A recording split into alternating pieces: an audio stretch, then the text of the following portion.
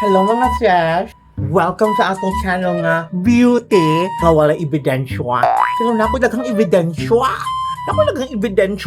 Pero daghang kong ebidensya nga beautiful ko. My eyes, my lips. Bitaw guys, daghang kayo mamutanan na ako. Parang mahimo ko nung murag ang dato. Tukutan na atong tumano ng inyong request. Magtulo ko sa inyo ha. Kung sa inyong murag dato. Diyot lang guys ha, kay katul kaya akong ulo ha. Unya, nawat lang nga tiknik. Wala.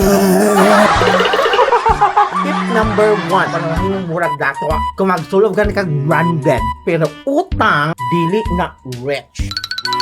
Tawag anak, rich kidnap. Murag kag dato nga gikidnap, pwede ka dato ha. Kidnap niya. Uy kuya, kidnap ko lang ang ganon. Aling din rin ako! Kuya, lagi ito. Kidnap ako.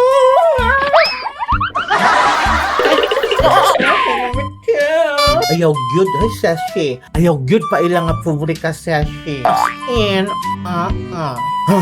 Ginagway sulod ang imong wallet. Abrihe gihapon. Ayaw ka, wow! Hala ha? Gawas og naghubo ka. Pakita ang imong dakot na wallet. Ang imong nga daghang kagkwar. Ay halwa. Ako nga din hadwa. Kay ang sulod, horror! Number 3. Ay, so. Malakaw gani ko. Lakaw na confident. Bisan ang sulod sa bulso. Hangin o bagla. Lakaw na confident. Isa imong tutoy. I-move ang imong shoulder. I-wave ang imong hair. One. Kulog. Anong uban di kwa? Mupalit og iPhone haron murag dato tan-awan. Nya ako nagpalit kog phone quiet nga murag iPhone. Ang cellphone sulod cherry mobile.